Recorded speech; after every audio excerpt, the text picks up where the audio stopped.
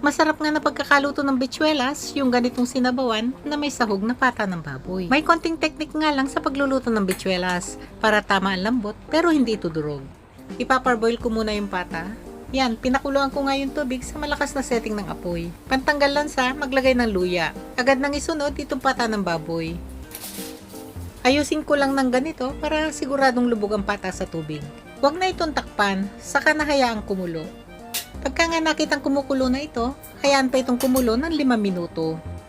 At para hindi manikit ito mga nakalutang na duming ito sa pata, tatanggalin ko lang ng ganito. Ganyan lang oh. Matapos ngang mapakuluan ng pata na 5 minuto, ahunin na ito at ilagay sa strainer. Saka na itabi. Ngayon, pwede na maggisa. Buksan ang apoy sa medium-high setting. Wisikan ng tubig yung lutuan. Yan oh, nagbilog-bilog na yung tubig.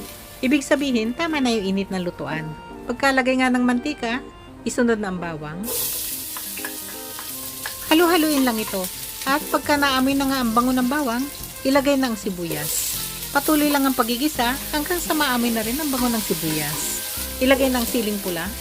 Ituloy lang ang pagigisa hanggang sa maamoy na rin ang bango ng siling pula. Masarap sa lutong ito yung maraming kamatis. Kaya nasa 3 tasa lahat yung nilagay ko dito. Ngayon, pwede na itong takpan at lutuin pa ito ng 5 minuto o kaya ay hanggang sa mapalambot na ang mga kamatis. Gamit dito yung pinakamahinang setting ng apoy. Pagkatapos nga ng 5 minuto, yan na oh, napalambot ng mga kamatis. At para mapalabas ang katas nito, dudurugin ko lang ng ganito. Ilagay na yung napakulo ang pata kanina, pati na rin ang siling labuyo. Timplahan na rin ng patis para mas malasa ang pata. Halu-haluin lang saglit, saka na ito takpan. At lutuin ito ng 5 minuto. Gamit dito yung medium setting lang ng apoy.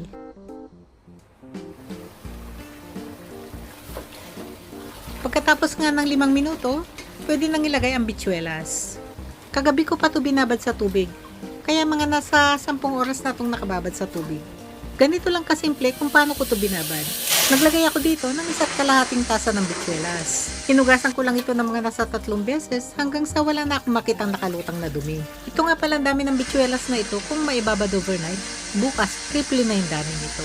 Kaya nga, talagang malaking tipid sa oras at sa gas kung maibabad mo na mga bichuelas bago ito lutuin.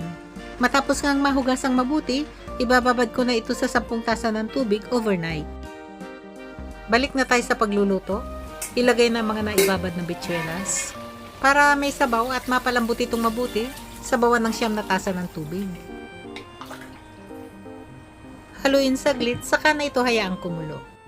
Pagka ganyang kulong-kulo na, i-adjust ng apoy sa pinakamahinang setting nito, saka pa ito lutuin ng 1 hour and 45 minutes.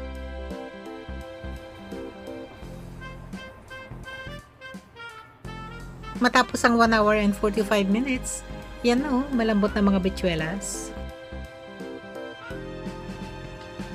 Kasarapan lang din yung pagkakapalambot ng pata. Ganito yung gusto ko. Timplahan na ng chicken powder at asin. Haluing mabuti. Tikman para maihusto ang lasa. Naimasun. Tama na sa akin yung ganitong lapot ng sabaw.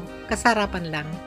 At ang technique naman para ganitong buo pa ang itsura ng beans pagkaluto, sa panahon ng pagpapalambot, gamitin yung pinakamahinang setting ng apoy. Madudurog kasi talaga yung beans pagka ginamitan ito ng malakas na apoy sa pagpapalambot. Ilagay ng siling pansigang, pati na rin yung dahon ng sili. Instead nga pala na dahon ng sili, pwede rin yung ibang klase ng dahon. Gaya na lang ng dahon ng malunggay, dahon ng ampalaya, spinach, at iba pa. Dahil nga sa nagdagdag ng mga rekado, lutuin pa ito ng 2 minuto sa malakas na setting ng apoy. Hindi na rin ito tatakpan. Yan na oh, nakaluto na tayo. O ready to serve na to.